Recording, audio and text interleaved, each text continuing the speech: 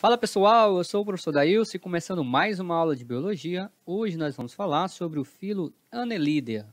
Annelidea são animais que têm o corpo segmentado em anéis, né? São os vermes anelídeos com o corpo segmentado em anéis.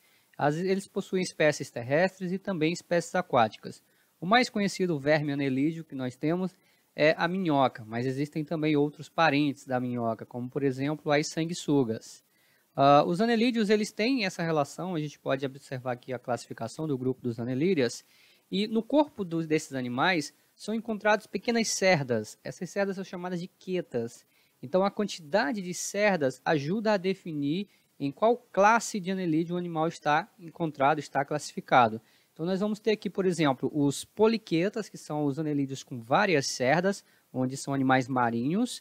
E nós temos os oligoquetas, que são as minhocas, animais terrestres com pouquíssimas cerdas, né? Oligo significa poucas cerdas.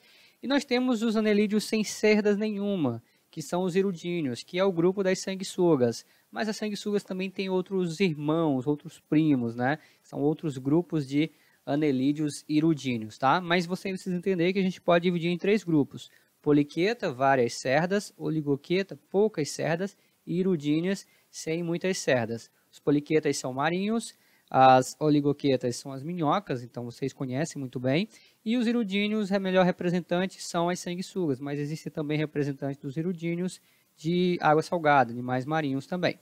Então vamos pegar a minhoca como modelo de anelídeo para a gente conhecer um pouquinho das estruturas desses animais. Então está aqui o corpo de uma minhoca, a gente pode observar que o sistema digestório desses animais é completo, porque começa em boca e termina em ânus. A digestão nesses animais ela é extracelular, ou seja, existe um trato intestinal, então nesse trato intestinal existem algumas peças, como por exemplo o estômago, onde são liberadas enzimas digestivas e as enzimas ajudam a digerir o alimento e depois o trato intestinal, o intestino, vai absorver os nutrientes. Então nós temos aí digestão extracelular. São animais detritivos, uma minhoca se alimenta de detritos, de restos de matéria orgânica, tá? Então ela vive num ambiente úmido, na terra, por exemplo, e ela vai se alimentando de restinhos de terra e junto com ela vem restinhos de folha, restinhos de raiz, matéria orgânica, então eles são detritivos. E é curioso também porque eles não chegam a completar toda a digestão, então as fezes da minhoca elas saem com terra e também com alguns nutrientes. Portanto, as fezes da minhoca é um tipo de adubo muito explorado, muito utilizado, né? Que é o humus de minhoca, um adubo altamente nutritivo, porque faz parte, né, da vida da minhoca se alimentar de terra e outros nutrientes presentes na terra, fazer o processamento e as fezes seriam esse adubo, né, altamente qualificado, altamente importante, né, para a gente e para a própria natureza, porque então as minhocas ajudam também na ciclagem de nutrientes do ambiente. Mas como eu disse para vocês que as sanguessugas fazem parte do grupo dos anelídeos, as sanguessugas elas são hematófagos, né, então elas se alimentam de sangue, né. Existem acidentes de sanguessuga com humanos, mas elas podem se alimentar parasitando, né, peixes. Então, as sanguessugas são animais aquáticos, né, então elas vão parasitar peixes e se alimentar do sangue de peixe. Curioso também que as sanguessugas já foram utilizadas na medicina. Elas eram usadas para conter hemorragias, né, já que elas se alimentavam do sangue. É uma prática extinta, né? Mas existem também anelídeos carnívoros, né? Dentro lá dos poliquetas tem animais caçadores, né, que vão se alimentar também de pequenos animais. São filtradores, né? Existem poliquetas que vivem fixos, ou seja, acessos aos substratos, né? E acabam capturando matéria orgânica disponível em suspensão na água e filtram essa água, fazendo com que essa matéria orgânica que ficou retida seja o seu próprio alimento. Em relação ao sistema circulatório, a gente pode dizer que é uma novidade aqui no grupo dos animais, né? Um animal que agora tem um sistema circulatório, ou seja, por onde circula um líquido responsável, né, por transportar nutrientes pelo corpo do animal. Obviamente, esse líquido é o sangue, né?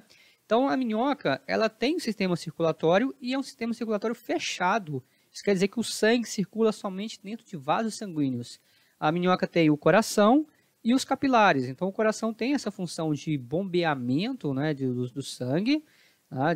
E o sangue vai circulando pelas artérias e veias, né, e vai até os capilares, onde as células recebem os nutrientes que vieram nesse sangue e, né, vão poder ter esses nutrientes para fazer suas funções vitais, seu metabolismo. E os excessos, né, os gases respiratórios, por exemplo, podem voltar por esse mesmo sistema circulatório.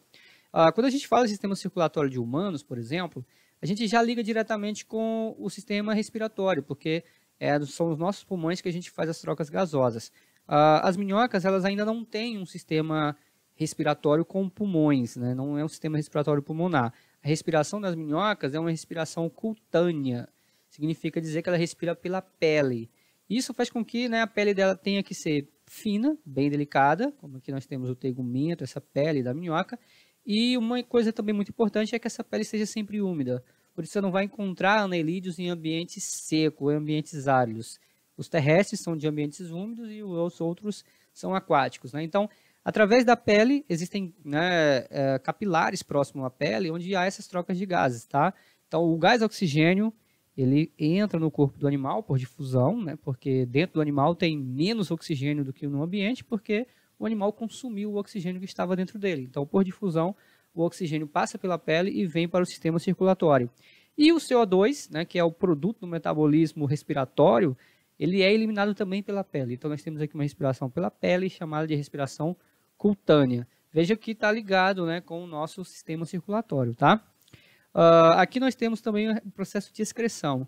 Os animais são altamente evoluídos nesse processo de eliminar produtos nitrogenados, produtos tóxicos para o seu organismo. Então, nós vamos dizer que ele já tem rins, mas rins primitivos, que nós vamos chamar de metanefrídeos. Então, no corpo do animal, existem metanefrídeos, tá? E esses metanefrídeos, eles possuem bexiga de armazenamento desses produtos nitrogenados e também existe o vaso coletor, o tubo coletor, ou seja, o tubo que se estende pelo corpo do animal, coletando esses produtos nitrogenados. E também existe o que nós chamamos de poro excretor, tá? Onde, né, nós chamamos de nefridioporo, que é onde vai ser eliminado os produtos nitrogenados, a excreção desses animais. Então, a excreção dos anelídeos acontece também pela pele, mas por uma cavidade, por um poro específico chamado de nefridosporo. Então, esse produto que é eliminado, nós chamamos de urina. Então, a minhoca, ela urina pela pele, tá?